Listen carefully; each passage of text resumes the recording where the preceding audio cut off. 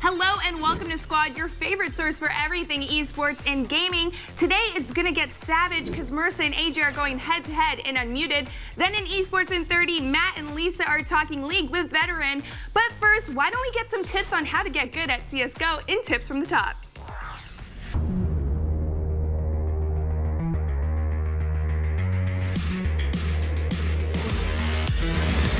Easy from Shameful!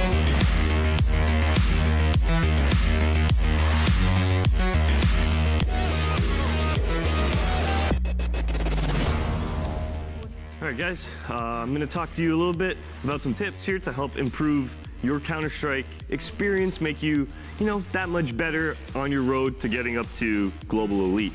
And the first one is going to be your team structure. What you want to do is mainly find 5 people that all provide something different to the actual core group.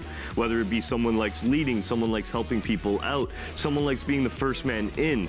Everybody should have a different role in regards to how they see themselves helping out in the round.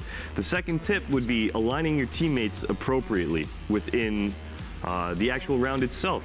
So whether it be, setting up that person who likes to go in first, making sure that he's actually set up with the person who likes to support behind him. The way you structure your team is the way that you're actually going to find success in the outcome of the round. And finally, the third one, watching your opponents, looking for tendencies, as some might call it. That's basically the biggest thing. If you see an opponent taking advantage of something or repeating, a tendency that they might like, whether it be on Dust 2, the fast cat push, or maybe on Inferno, they keep pushing out, but you want to communicate that to your team. Figure out a way that all 4 of you now can come together and try and figure out a solution to this problem that the CTs or the Ts keep posing on you guys. Follow those 3 tips, guys, and in my opinion, you'll find your rank skyrocketing.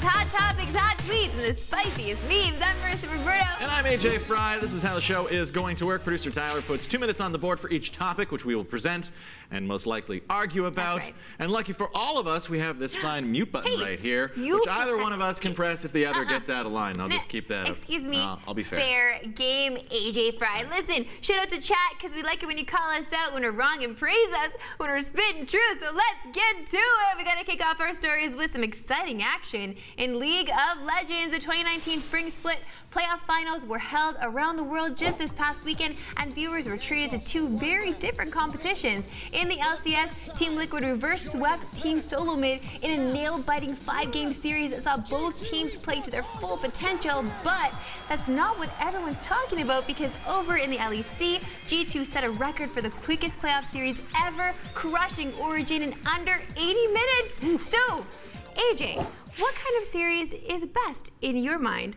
One where a team gets completely stomped by the other, or an intense back and forth? Well, do you really have to pick one or the other in this case? Because Right, they're both fun in different circumstance. I mean, if it's the finals and the Defiant are up against, I don't know, Vancouver Titans, and it's a underdog win and the Defiant completely stomped the Titans, well, that would be incredibly exciting and awesome.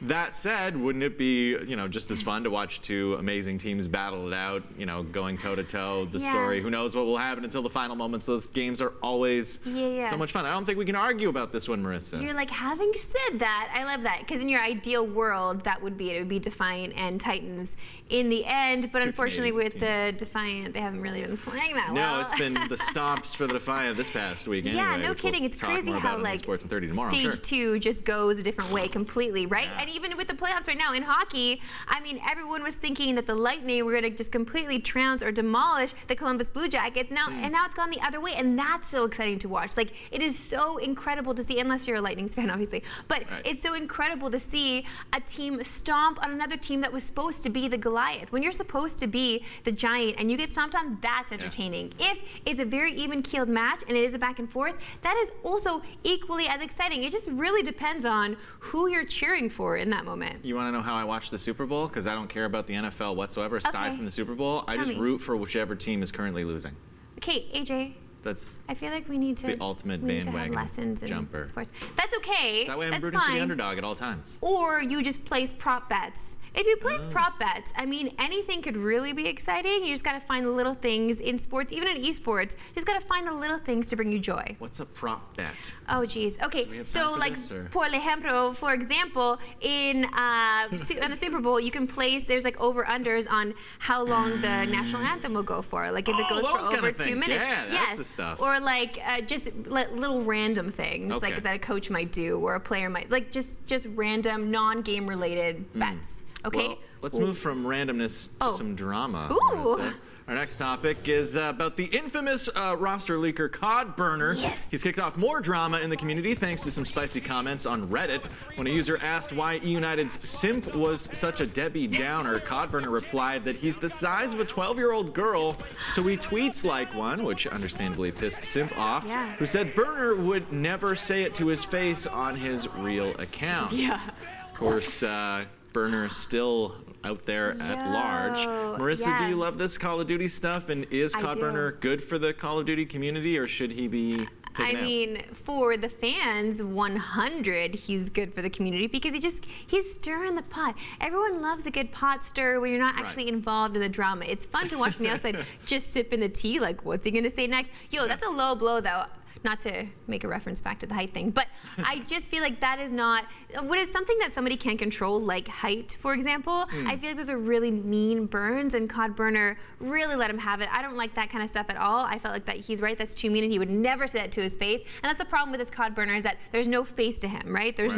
We have no definitive answer on who this guy is, what team he's working for, or anything. It's just like an insider somewhere just slowly leaking things, but that really don't sometimes have truth to them. Sometimes they're just stirring the pot and creating rumors for no good reason, and that's when it goes wrong. If you're starting a rumor based off of nothing, then we have a problem. Here's the other question then. With this type of account, are they beneficial for esports community when we're currently, growing, figuring out where things lie? Is it good to have an account that's maybe even shared, as some people have suspected Codburner is, multiple people behind the account, to have somewhere to vent things so you can put the information out there without having those slings and arrows coming your way? Yeah, that's like having a burner account. Like in NBA, Brian Colangelo they found out that his wife it was under his wife's name, but a separate account where he was just like going and insulting different players, insulting on different owners, like full on tweeting.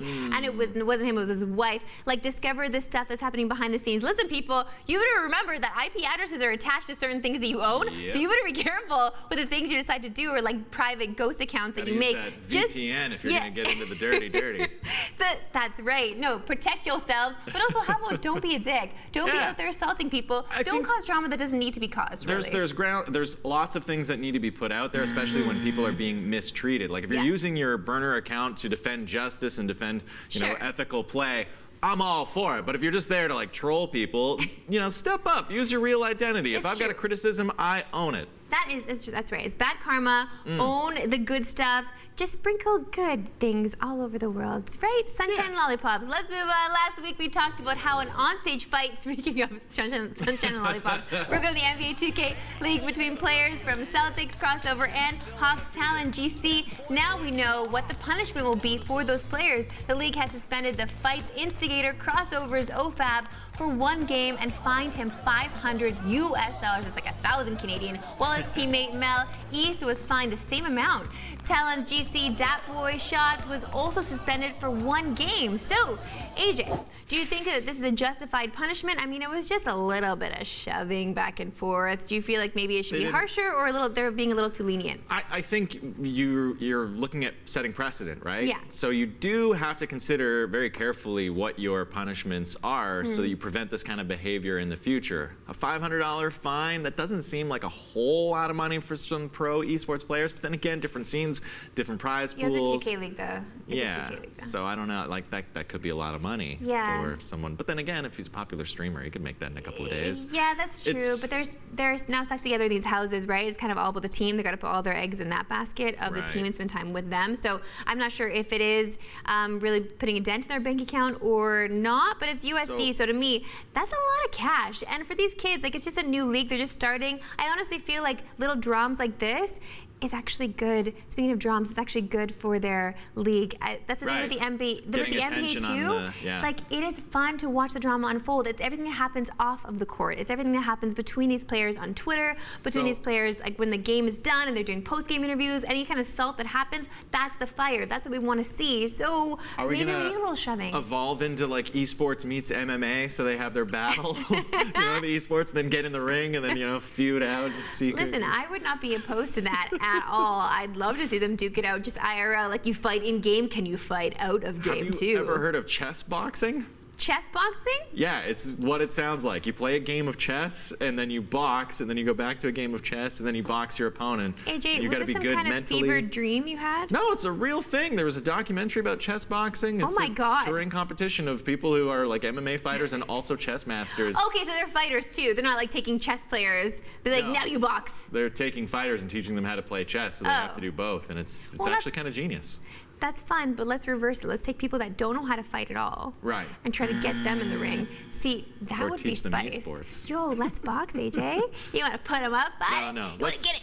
Let's move on to our last story without boxing. We're so far using that mute button. Time to prepare for the robot uprising, at least. It's time to prepare for it in Dota 2, I should say.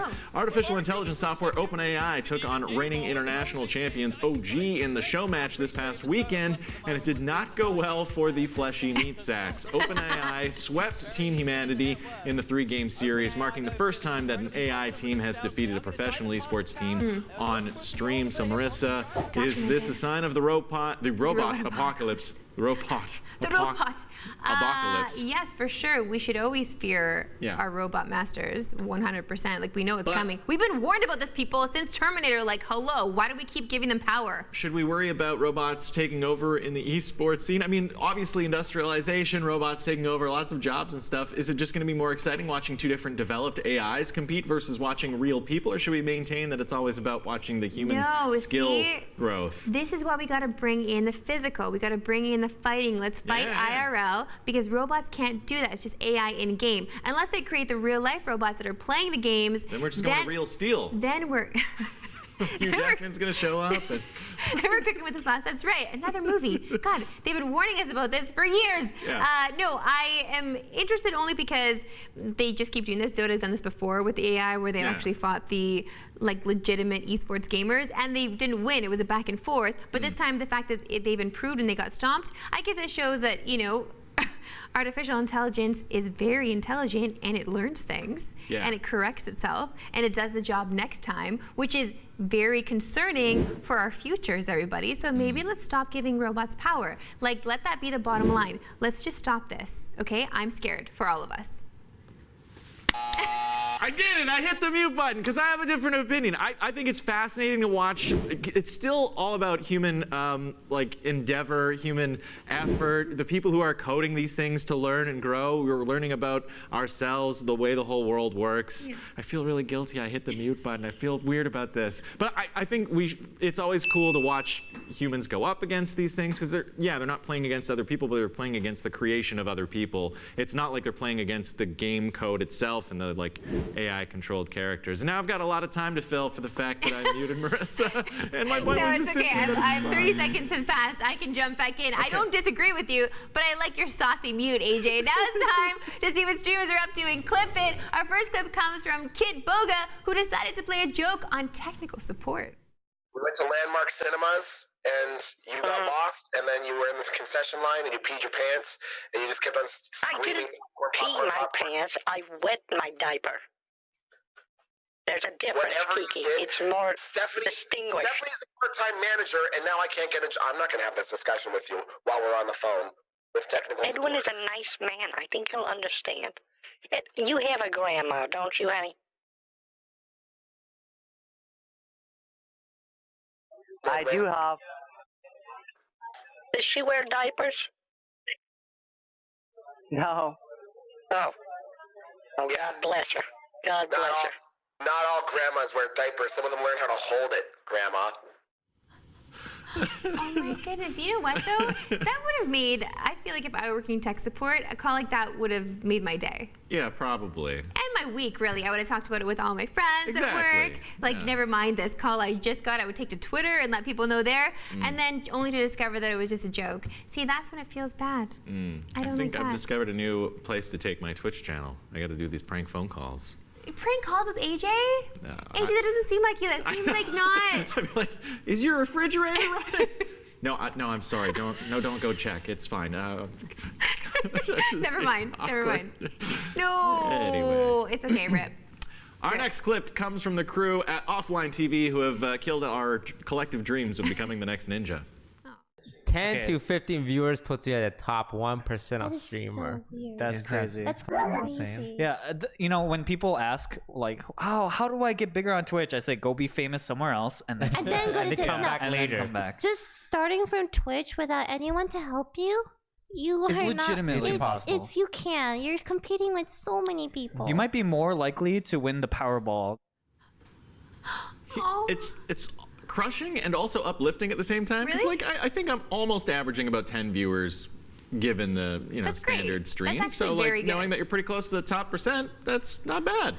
Yeah. Oh, man, But also AJ. knowing how hard it is to grow on this platform. I know. Okay, Rip, do we have to just say goodbye to Unmuted then? Like, is that how this works? No, we're doing great just, here on Unmuted. we're You new see all the too. folks out there in And chat. Thank you guys for watching and Yeah. participating and sharing with friends. It really means a lot to us. My goodness, we don't have anybody big and famous like lifting us up like Drake. Although we should give him a call because Yeah, as Drake a will fellow show up. Canadian, Yeah. he should technically help us out. I think so. Okay, fine. He's be on my here. speed dial. It's about that time in the show where we take a deep dive onto my Twitter timeline to discover all the fun things the pros are saying or complaining about.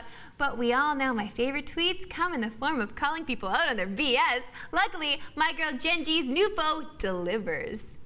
She says, I'm actually lulling. Some kid screenshot my tweet yesterday about shooting my shot and sent it to this girl saying it was about him. She DM'd me on Insta asking about it. Little boy, if you see this, get an effing grip. She continues sharing the messages that this dummy sent the girl in an attempt to make her jealous. Can you believe that? Guys, speaking of Drake, are you stupid? Are you dumb? Like, really? You're gonna try to take a tweet of a girl that you don't even know, send it, screenshot it, send it to another girl saying, oh, she's talking about me, by the way. I had to let her down easy, but it's because of you. Like, are you serious? You're using that kind of tricks and manipulation? Listen, girls aren't gonna believe you. They're actually gonna reach out to that said girl because that's what girls do. We're gonna find you on your BS. Boy, hey, I hate that. Don't completely make this about one gender versus the other. I had some weird stuff happen to me too, and it was ladies doing it way back in the early days of Facebook. Like a lady messaged my then girlfriend saying that I was cheating on her with this girl who I never met because it was Facebook, and it was, you know, that time of like, oh, someone wants to be my friend, sure, I'll accept your friend request. So then I had to like lock my Facebook down because my real life relationship was getting affected by the weirdos on the internet that I didn't know. So, you know, drama comes from all places. For sure, it's boys and girls collectively. Can you be smart? Stop being lying, manipulative people. That is not cool at all. Also, karma's gonna get ya. Yeah. All right, next up, Injustice and Mortal Kombat pro player Honey B sums up how many are feeling leading up to Combat Cast. We'll have a look at the tweet there. Yeah. Ready for Combat Cast. I mean, he's probably got dry skin and a runny nose. That's what that's all about. Oh, is that what that was? He's just got to moisturize his hands for playing Mortal Kombat, and the Kleenex for his tears of joy for the excitement surrounding the release of the game. Gotta stay loose. Yeah, I went to. It's a hard time for many of us. One of my first boyfriends. Where's this story going, No, Marissa? listen. When I first moved to Toronto, I started dating this guy, and I went to his place, and literally on his bedside table. This is like a red flag for me. On his bedside table, he had that tissue, he had Vaseline, and he had a ruler. And a ruler. Those three items. Those three items just together on his bedside table. What? Why? Maybe he was we're not dating anymore. Competitive sneezing. Competitive sneezing. See how the distance I can get there. Oh my God, AJ, I love you. Listen, our last profound thought comes from Gearbox Software founder Randy Pitchford. He asked, on what platform will you be playing Borderlands 3? And he put out a poll to ask which platform fans are choosing. A former fan replies, none. Unfortunately, after the Epic Game Store fiasco, I can't support you. Sorry, sir. So Randy replied to this saying, cool, then you won't be needing to follow me anymore either. I'll take care of that for you. Yo, Randy, with the quick block and the salt. So do you think, I don't know, should he have clapped back in such a manner? Because a lot of people were assaulting on him for behaving that way as a professional in the space. Yeah, whatever. What? It's not that bad. Saying that he can't take critique. Well, if someone's critiquing you and they're a follower and they're giving you guff and you don't want to keep hearing it, yeah, block them, right? Like, that's the attitude. But does that help you as a creator to not be taking any kind of constructive criticism from people who used to love your games? I think if you're a small creator, you should be listening to that criticism. But if you're someone on Randy's level, like, he's got to be aware of it from all angles at this point. He's got meetings with his marketing teams and all the different people telling him what the fan base is saying. So this one guy on Twitter is, you know, giving him a rough time. I can understand that kind of reaction of like, okay, buddy. You assault on AJ, AJ's gonna block you. Probably. Just let this be your forewarning. Unless it's a good criticism, I'll take those. I usually don't block though. I'm not like a blocking kind of girl. I will have a little back and forth with people if they're giving me the gears, and I try to understand them as human beings. Like maybe they're just having a bad day, and then maybe they just don't get me. They're not picking up what I'm putting down, and so I try to make them understand me a little bit more. And if that doesn't work, I realize, dang, I just wasted a lot of my time.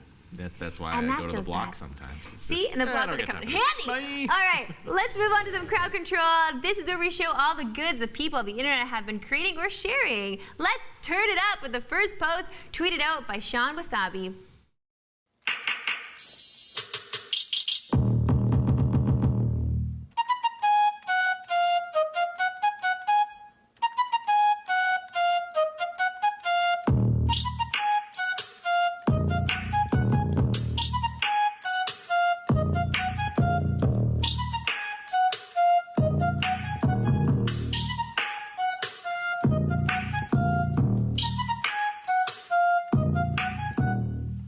Yeah, yo, love them beats. That was really good. Okay, so Gotta get now. that as the bed track for Unmuted moving forward. That was pretty good. Oh, no, I like our track. Okay. It's a good track. But what's your favorite of all time video game track?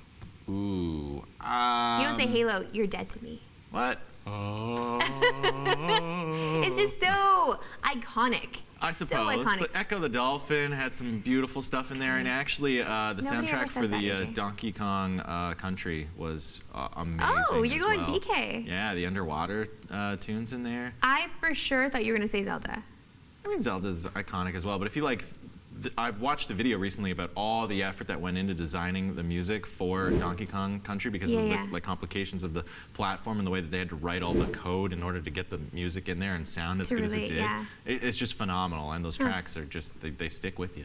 Okay, all right. I'm not What about gonna. you? I can't Halo? mute you on that. I can't because I agree with you. Yeah, Halo. Just anything that's iconic. So like Halo or even like Super Mario Bros. Like anything that you hear it one time and you're like, oh yeah, I got that. Like where it spans all genres. Like my mom could tell you what it's from. Well, although she couldn't tell you about Halo, but definitely about Mario. She got that much at least. There we go. Yeah.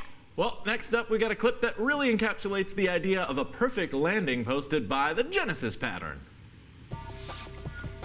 All right, driving along here. Boing! What is this? Oh, what? Okay. What's happening? Going off. Oh, to the- money! the Look ship. at the. And there's a helipad awaiting. Wow! Boing!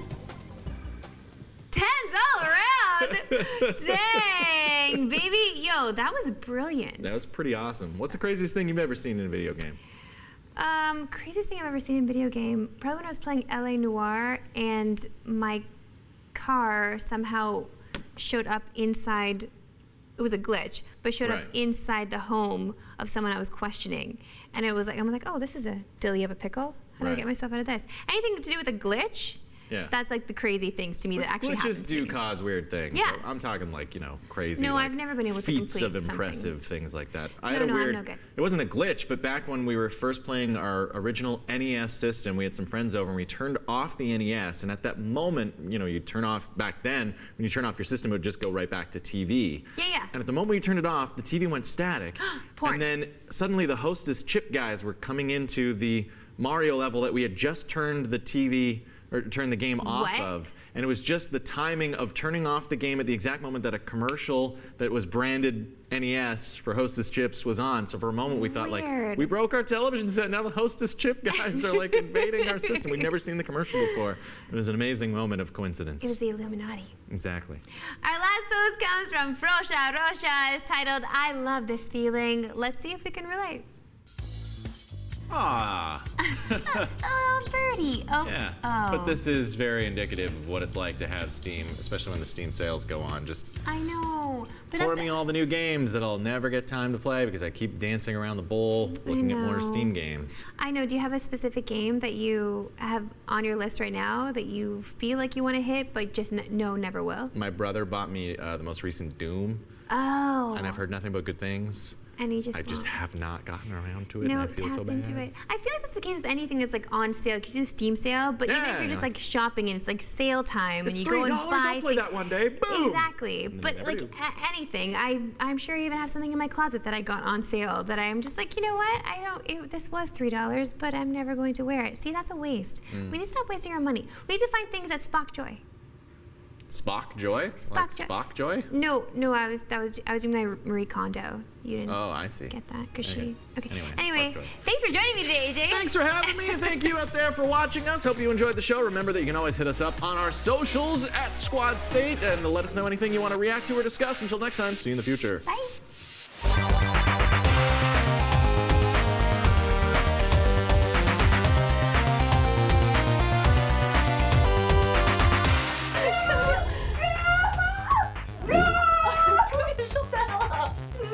There's other people working here.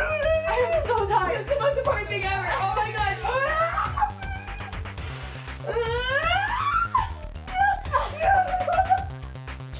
I'm gonna fall. Oh my god. Okay. Doing this is so stressful. This is so stressful. Oh my god. Oh no.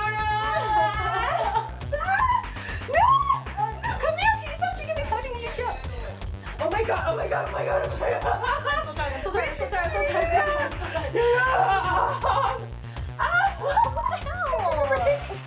Oh, you were resuming, you beach. Oh, no, no. Oh my god. Oh my god. Jeez, no.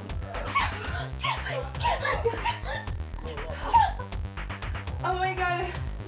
I guess I'm not as good as with my hands as yours sometimes. You never know what's going to go down in the green room, but if you have any suggestions of what we should play, let us know on our socials. In a bit, Matt and Lisa are talking league in esports in 30, but first, why don't I just get you caught up on all the news you need to know and report it.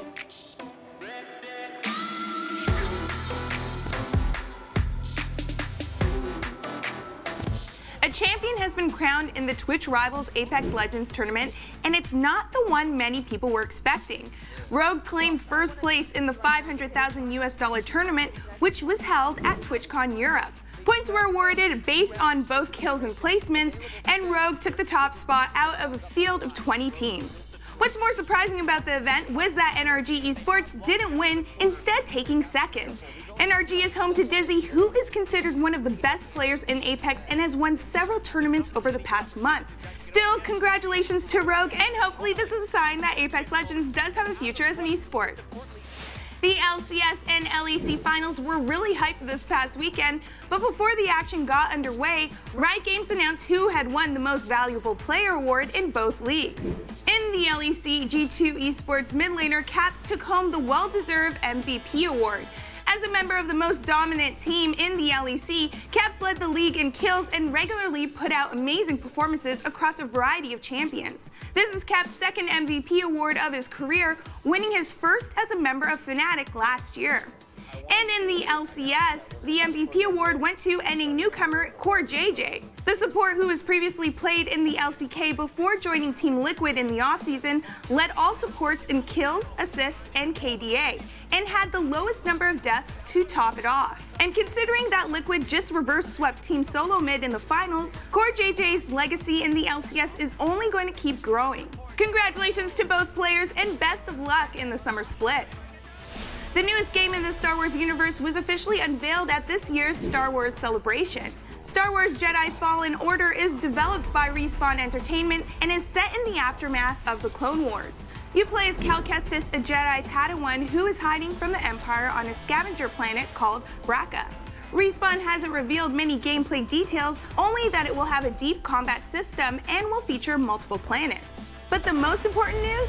EA announced that Fallen Order will be single player only, with no microtransactions or loot boxes. That's the kind of game we can all get behind, and you can get your hands on it when it launches on November 15th.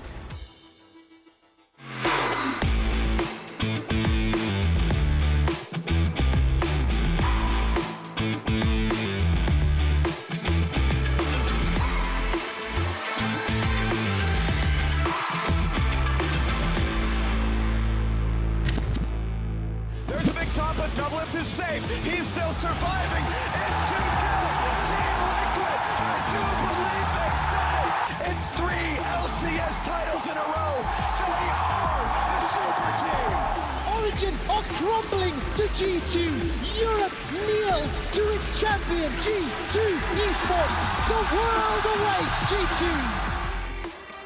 Probably one of the best League of Legends weekends just went down, and I'm so ready to break it all down. Welcome to Esports in 30. I'm Lisa Dwan. This is Matt Hempstead, and we've got a lot to talk about today. Matt, we have LCS finals, LEC finals, LCK finals. Tell us what went on. There's a lot to talk about in regards to all of these finals, and we had world records, we had old champions return, we had reverse sweeps, and there were a lot of interesting picks as well, so we're gonna have to talk about a whole lot of things today. And if you like drama, it was there. Domination, it was there as well. At the end of the day, we've crowned some spring split champions, and it's gonna be amazing to watch them all battle it out at MSI. No idea who's gonna come out on top. Whoa. Before we get to MSI, okay? Sorry, Lisa. We need to actually break down the regional results. Right before we bring in a friend to chat the finals, let's check out the LEC final highlights between G2 and Origin.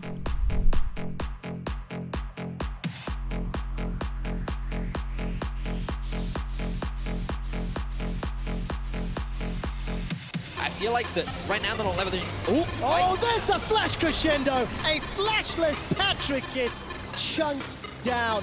Alfori runs for his life. That's the onslaught of shadows used. I'm waiting to see if Cold goes in. Mithy's in trouble. Mithy's dead. He's killed by Wonder. The Baron's inside the pit. Cold, can he steal it? No, he cannot. G2 get Baron. Cold goes down. All right, Patrick has got his flash and his cleanse available. Here comes Alfori. That's at least one level of engage. Cosmic Radiance, remember, still on cooldown, but Alfori's so low. 1, 2, 3 kills for G2. The re-engage from Wonder. He is just destroying Origin. And G2 ace Origin. This game came down to one Baron call, but it was the wrong one for Origin. G2 go up 1-0 in the final. The fact that they gave Cold the Rek'Sai, but he doesn't get to just power off. All right, there's an early flash from Perks already, but look at the turnaround damage. Mickey's going low, defensive flash. Mickey survives. First blood picked up by Perks. This should just be an easy setup. There's the dash, the knockup, the ghost water dive. Lurin Prison just missing, just going wide. Wonder takes a little bit of damage from Patrick, throwing out the overloads onto the overloads. I believe that might be the quickest. We're going to confirm with stats. Look at the re-engage. Cosmic Red survives sometimes. Slicing Maelstrom does so much damage. Imagine if Origin were not 8,000 gold down. They've got themselves a 1-for-1. Here's the re-engage. Mithy gets chunked out. The knock-up and the dash away from Mickey. Now Wonder's looking to run down the rest of the team. Mithy gets popped. The shield from Wonder. The dive from Caps at 24.5 minutes. G2 Esports funnel their way to victory. Teleport already being channeled. The knockup from the Unburrow will not find a target. Here comes Cap to the skies, puts the hammer down. Alfari gets a chilling smite from Yankos. Cold, shock blasted in the bottom. He's trying to escape now. That's a flash forward from Cap. 1, 2 kills to G2 until now. Mickey goes in with the Abyssal Voyage. Patrick is already chunked down very low. Whirling Death will fly out and come back, and way too late. Now Newtech jumping in the back. Pop Blossom from Perks. AP Nico does so much damage. Newtech unable to kill Mickey, but Cold goes down. Caps puts the hammer down. Cataclysm of the Yankos picks up another. Perks picks up a third. Alfari gets one. There's the base. The team before 20 minutes is looking for it. G2 Esports are looking at the Nexus. Origin, they're trying to fight back, but they cannot do it. Origin are crumbling to G2. Europe kneels to its champion, G2 Esports. The world awaits G2. Europe, G2 Esports are your champions! G2 Esports won their 5th EU title, and they did so in a dominant fashion, taking down Origin. To help us break down this series, we have analyst Michael Veteran Archer joining us. How's it going? Hi, it's going good. It's going good. It's going better than it went for Origin yesterday, I can tell you that much. So really good. Yeah. So right off the bat, G2 looked completely unstoppable. So explain to us just what makes this team so friggin' dominant. Okay, so this is probably the first instance of a super team we've had where it hasn't been a super team that's been reliant on any sort of specific style.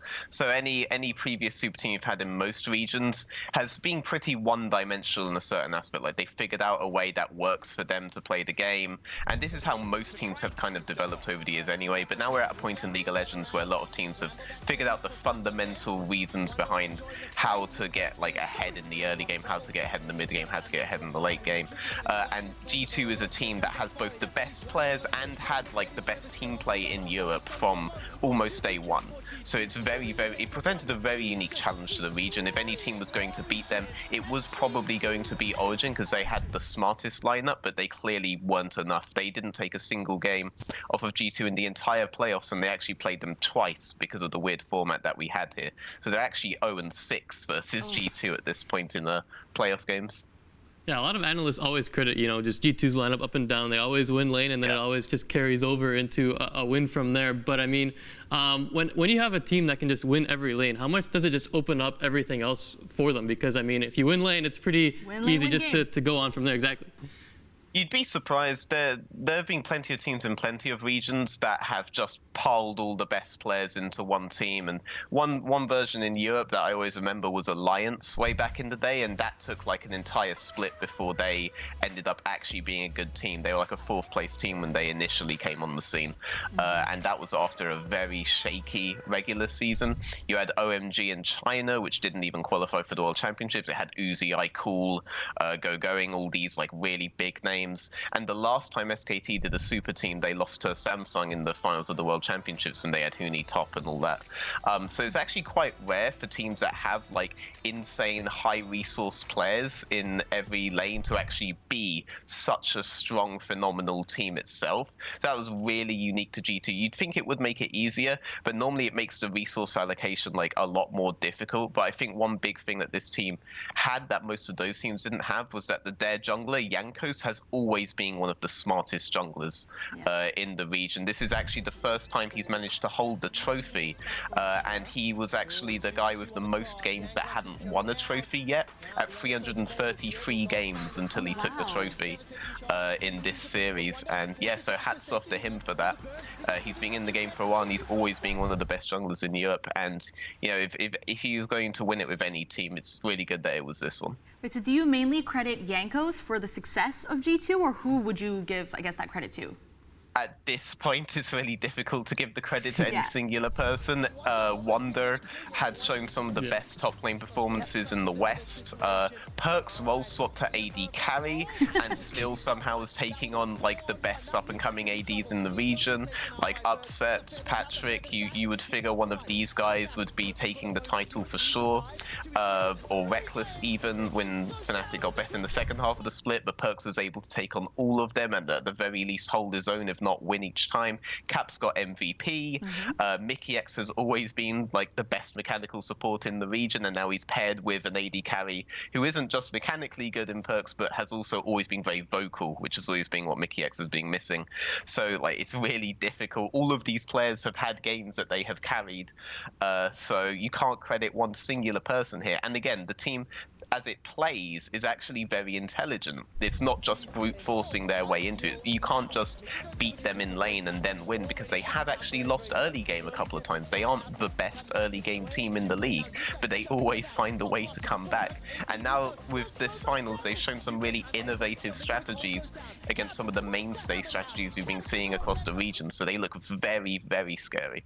Yeah, I want to get into some of those innovative picks because in that game too, it was no one was expecting what we saw, right? It was this crazy throwback to the funnel composition of 2018, where Caps was playing Pyke and Jankos was on Morgana, basically soloing bot. So how did they get this composition to work? And is it basically just a counter to the Sona Taric that Origin was trying to run, or is there more to it than that?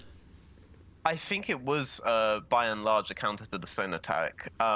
And one good thing about the Zyra Khan lane is that it's still a very, very versatile lane. So if Sona Taric wasn't immediately picked, they could still put it bot lane, and it's still like really impossible to do anything against it once it hits level 6. And it's generally easy against most lanes to be able to all in on level 6 as well. So if Sona Taric wasn't picked by the enemy team, I assume they would have just gone standard. But in terms of funnel, G2 were one of the best funnel teams last year, and they also had Perks playing the AD carry funnel role in all those games as well. God bless anyone who voted for the Jankos POV like I did, by the way, to see him go support again like he did for much of the first half of Summer Split last year. The really good thing about the way G2 play funnel is that they play it more to collapse rather than just to get like as much gold as possible. So they'll shove out mid lane, they'll run to a side lane, and they'll gank that side lane. And they'll translate that into objectives really, really efficiently. That's always been the big difference between a G2 funnel and anyone else's funnel, where everyone else's funnel was just an AFK farm simulator. They were really aggressive at it. And if you do this against the Sona Taric that really wants to hit 2 items, it can be really, really beneficial to you, and you'll steamroll ahead before Sona Taric's able to do anything. They're not able to get any help from their mid section. Their top section's completely dying. I think Ryze was a huge factor in that composition, because they kept collapsing on the Ryze lane, and eventually no one on the enemy team could match the Ryze, and Ryze hit his ridiculous item spikes. That champion is absolutely disgusting.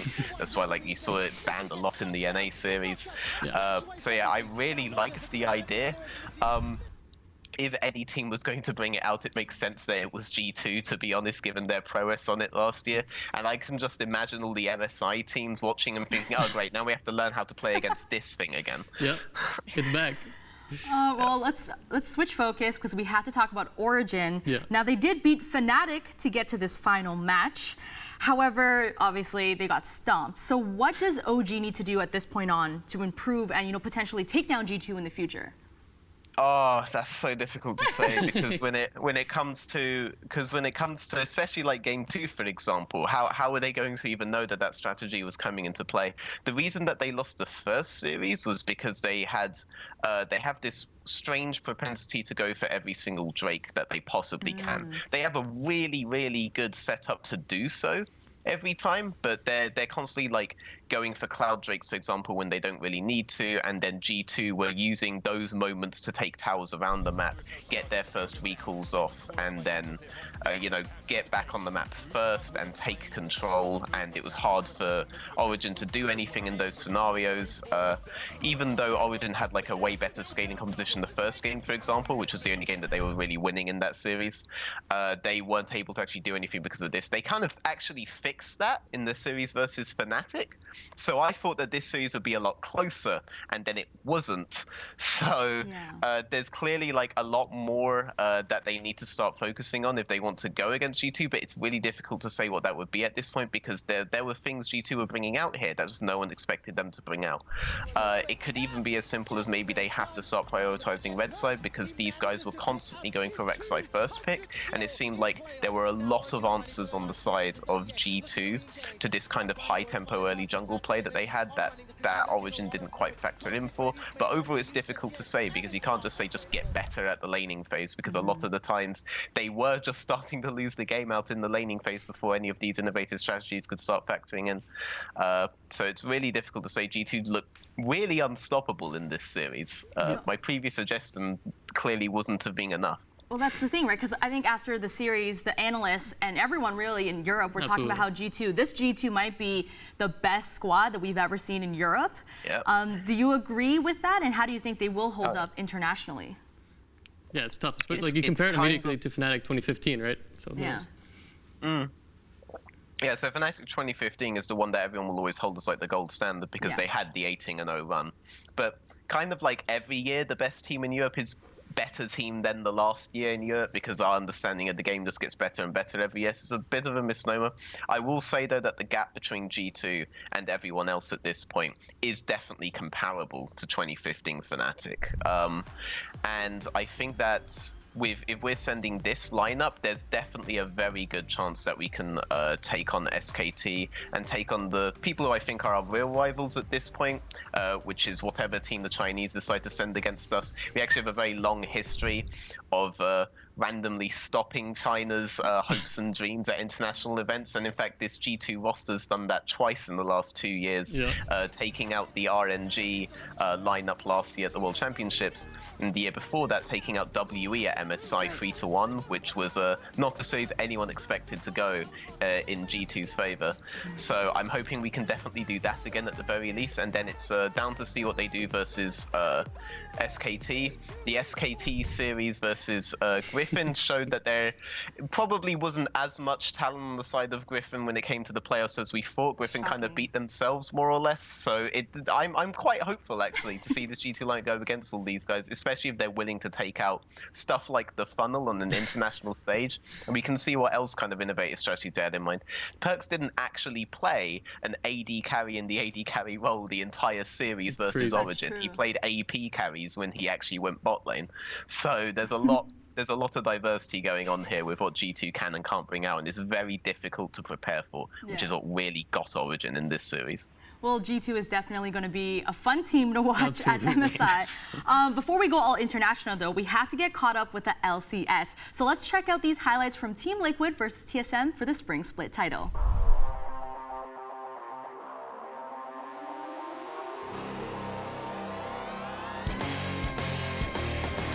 2v2 left on the map. They got to get away from this one. He's got the sleep. Triple for Bjergsen. But here comes Kennen. He's going to find one to knock him. Should be a second. Team Liquid do win the fight. Now Broken Blade has to run. Or will it be a re-engage? The hell? Oh, the ability! What a play from the new top laner! Smoothie, the only one invincible. Oh, Acadia gets double it. There's Lux on the top. Here's the Aurelia as well. 2 for 1 so far. Does Broken Blade get more? Another shutdown in for Lux. TSM slaughter this fight. Impact stopwatch now as well. The re-engage. Who's gonna drop? It's Impact 1 for 0. Now towards double it.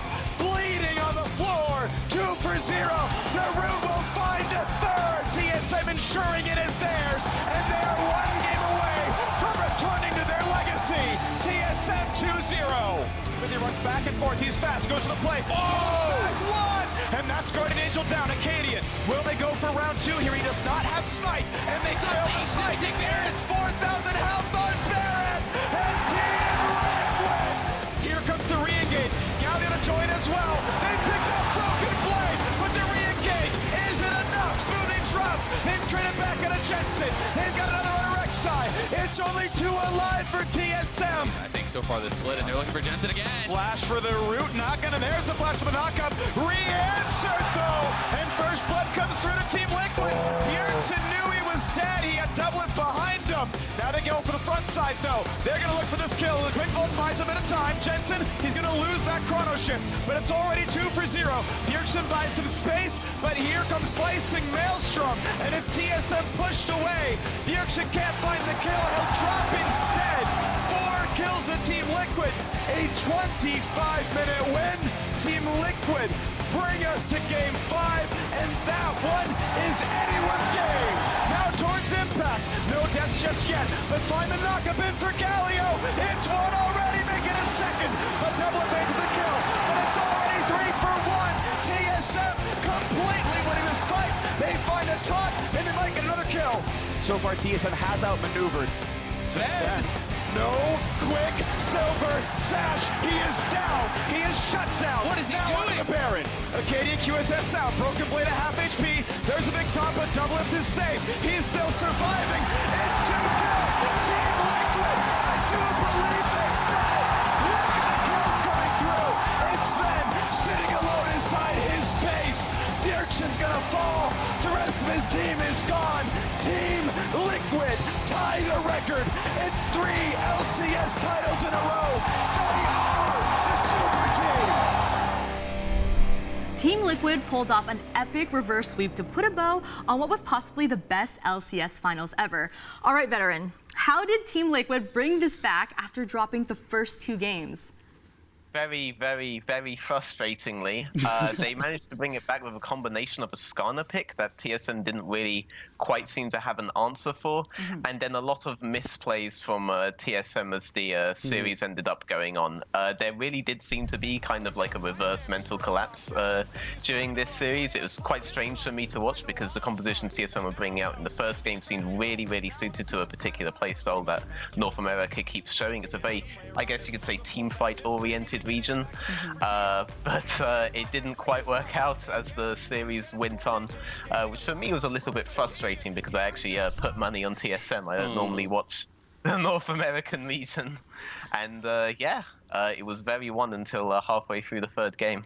So there you go. So going into it, why did you think TSM was a team? Why so much money on TSM? Well, okay, so I haven't actually followed North American region as a whole too much this split, but I have worked with Sven before.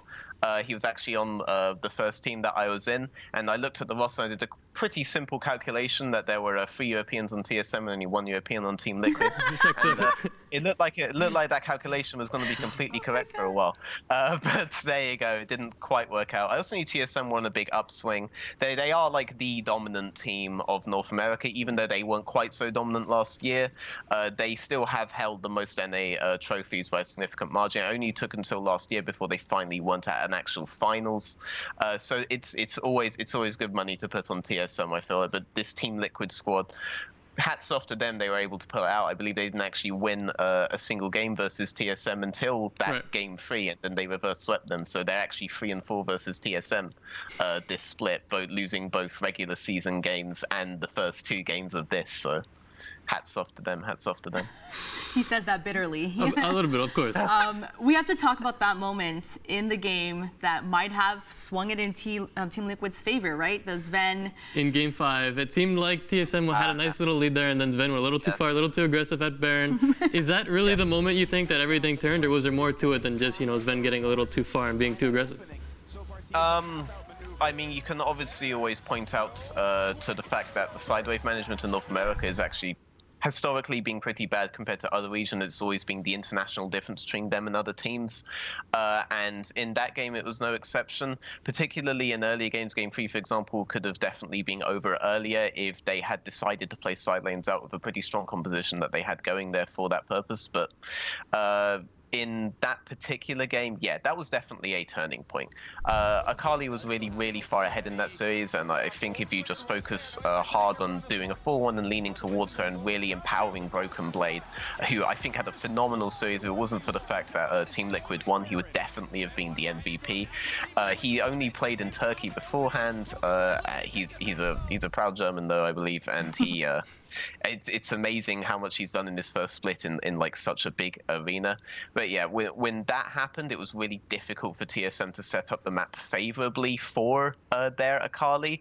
Akali could never really push out too much without Team Liquid being able to kind of threaten to collapse on them, like G2 were permanently collapsing in their series, for example, in their game 2. So yeah, I would definitely say it was the turning point. Giving up Baron's always a big turning point. But against a composition that does want to hold side lanes like TSM's did, yeah, that can be the game. On the topic of Broken Blade, we gotta talk about this guy a little bit. Curious, did you ever hear about Broken Blade before he got picked up by TSM? Oh yeah. Really? Yeah. So he was a really well-known Rhythm One trick for a while, but he's obviously diversified. He's obviously diversified from that since then. But he was definitely one of these like really strong mechanical players that everybody knew was kind of coming up, and everyone was thinking was going to be part of this next line of big EU top laners. Like I can add names like Yoppa, for example, and the Romer to that. Sakra, Ice Beast. These guys are like kind of like the top lane names that people know is coming up and will be like a big thing in Europe soon. Finn actually got a starting position in EU LCS on the team Rogue. That didn't win a single game until they took Finn in, and then they actually managed to win games. So he's already proving the strength of a good top laner here. And obviously TSM nabbed Broken Blade before any of the EU teams in the LEC could nab Broken Blade. So there's some of Reginald's money popping off there. And yeah, you can see what we were all seeing for a long time, that this guy is a really confident player. You can always tell when you're watching solo queue games who the next big guys will be, because they're the guys who initially you would say are having like inconsistent games as they're rising up when they're not so good yet. But the reason that they're so inconsistent is because they are so committed to whatever decision they make. Like if Broken Blade thought that he wants to kill this guy, he'd be willing to chase this guy to the tier 3 tower to kill him, and eventually he'll figure out how to do it without having to feed so much, and that's how it went in his development, and you could see that confidence come out in this series, and I really wish that they'd won the game for him, even though obviously the only player there that I really had any sort of previous relation to was Sven. He was really trying so hard to win his first title in his first split, and I really hope he gets it next split. Yeah, even though they lost the series, he might even still he might deserve the MVP award still. He was playing so well, and he dominated Impact probably 4 out of the 5 games, so it was really impressive. Also in this series, it wasn't like the G2 series where they had some crazy drafts, but there was some weird stuff too. I mean, Bjergsen played Lux in game 2. Team Liquid tried to counter Sonateric with Ash Zyra. So what do you think of some of this stuff? I mean, I know it wasn't another funnel comp from G2, but still some pretty weird stuff that we haven't seen in a while. There was also the Heimerdinger in game 1 that brought out that didn't work, but I think the theory behind it is pretty good. They're bringing it out as a counter to Zoe. You can definitely match Zoe's burst. You have pretty incredible siege potential, and you have very strong control of neutral objectives, which is something that Zoe normally gives you when you have the Heimerdinger, and you obviously deny her really hard mid priority to actually contest any neutral objectives early on. So I really liked that from Jensen. It could have worked out. Obviously, it didn't work out in that series, but the 3 behind that was good. The Ash Zyra is a North American classic. Cloud9 in Season 3 made that pretty famous. It's a really strong laning, all-in composition at level 6, but it has a really strong laning phase before that. And against Sona Taric, you want a really, really strong laning phase, like G2 had when they had the Zyra Khan, and then they decided not to actually lane against the Sona Taric. But these are the kinds of picks that you do want against it. There's a team in Europe called Devils One, which was the first team in the world to actually beat the Sona Taric composition, and they were doing it with Varus and then dive displacement picks like Zac. So they were doing it with these kinds of things. You would lane king them, and then you would dive them, and you'd separate the Sona and Taric, and you'd kill them off that way, and you just keep killing them off to delay their 2-item power spike, which is the point where they become a really unstoppable force. It's not like a completely lane dominant pick, so that's why you end up with champions like Ash Zyra being the picks against them. So I really, really like that from them. And again, it's a North American classic. And the Lux versus Zoe. Zoe's pretty susceptible to skill shots. She's actually a very, very low mobility pick, despite what her ultimate might give the kind of impression of a lot if you're playing against her. But the moment she uses her ultimate, you know exactly where she's going to be. And the Lux is a really, really good way to abuse that. It's not exactly something that I would have picked, but there were a lot of really squishy, low mobility targets on Team Liquid's composition at the time. That's when they brought out the Ash Zyra. Zyra is very squishy, so she had a lot of leeway about who she wanted to target in the mid to late game, and yeah, obviously that worked out for them as well. And at that point, I thought the series was completely won if they can bring out picks like this and win. Well, not the case. There it goes. Team Surprise. Surprise, right? Yeah, craziness. All right, veteran. Sadly, that's all the time we have with you. Thank you so much for joining us today to break down the finals. Okay, thank you very much for having me. We'll Anytime. talk to you later. All right, Matt, so we have a couple more things that we should talk about. First up, Team Liquid at MSI. Yes. How do you think they will do stacked up against all the other teams? I mean, G2's got all the hype behind them right now, right? After that 3-0 sweep against Origin, they're the ones that everyone's looking at to maybe compete against SKT and whatever Chinese team it's going to be. But Team Liquid, automatically there's a couple of question marks, right? Because it wasn't exactly the cleanest series. TSM definitely exploited them in a couple of things. The first 2 games, hardly in their favor. And then even in game 3 and 5, their backs were against the wall a little bit, and it took them a little bit of, running the same composition over and over to actually have success against TSM. I mean, we saw Xmithy run Skarner 3 games in a row. We saw them fall back on the Tompkins to try to protect Doublelift. So if other teams take that away, which, regional teams will definitely, or international teams will definitely do after watching this final, they'll be ready for Team Liquid strategies. So, I'm not as convinced about G2. I think G2 is a much better team. Team Liquid's definitely going to be, taking definitely lower expectations, much lower expectations. Wow, interesting. Because you think Team Liquid are basically just a protect Doublelift comp, and if that's removed, they don't have much else to offer? That's kind of what they went to. They tried some interesting things. I mean, they tried Jensen on hybriding, as we spoke about with Veteran. Yeah. They did try, in the early stages to just get Doublelift on a Sivir or an Ashe and make plays with those kind of characters, but instead they had to default them back to Varus and just give him protection. Yeah. And then once they did that, they finally found success, and he was dumping out damage. And we'll have to see. But I think Team Liquid does kind of have a one-off playstyle where it does normally revolve around Doublelift. Yeah. Occasionally Jensen can pop off. Occasionally Impact can pop off, like we saw in Game 3 on Gangplank. But it really is. It is his team, right? He's won his 6th title now. He's the winningest player in NALCS history, which is weird to say after when he was on CLG, he had that empty trophy case, and now he's got a loaded trophy case. So quite a transformation, but I do think this team still runs through him, and if other teams attack that bot lane, they'll probably have pretty good odds of beating. All right, now it's time to pick our player of the week. So Matt, who do you got? I really want to give it to Broken Blade. I really do, but you can't really give it to a losing player. I want to, but it's against the rules of player of the week. It's against the rules. It's not allowed. Okay, fine. I'm going to give it to Xmithy. I think he was the reason for Team Liquid's turnaround in those final 3 games. I mean, his Skarner play was absolutely perfect on his journey to winning his 5th title, now 2nd most tied with Bjergsen. And he was just always in the right place. He had counter ganks locked down. His timing was amazing. He found the perfect person to pull back in. Even in Game 5, when the enemy team had entirely QSSs, he was able to draw that out and then get the pullback on his Skarner. So I really just think it was his pathing, his play, his calm mind that really allowed Team Liquid to get back into the series. And now he's right there with Doublelift, just one step behind in trophies. So, not many people talk about Xmithy on this team. Yep. He's kind of lost under the star power, but I do think he was the guy who really helped them out in this series. All right, well, there you have it. There it is. Xmithy is our player of the week.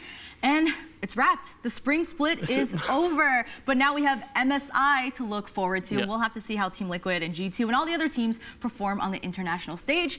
Well, tomorrow we have AJ and Ron back here to chat week 2 of the Overwatch League. So until then, hit us up on our socials at Squad State, and we'll see you tomorrow. I guess Doublelift is just going to have to keep stacking those titles. We'll have to see what's going to go down at MSI. Remember, we're back here tomorrow starting at 1 p.m. Eastern with gameplay live from the green room. And then again at 8 p.m. Eastern, we have more Unmuted and the Loadout with new releases. And in Esports in 30, we're looking at the OWL with AJ and Ron. Till then, you can tune into our socials at Squad State and our YouTube channel for all the VODs in case you missed anything. Thank you guys so much for watching, and we'll see you tomorrow.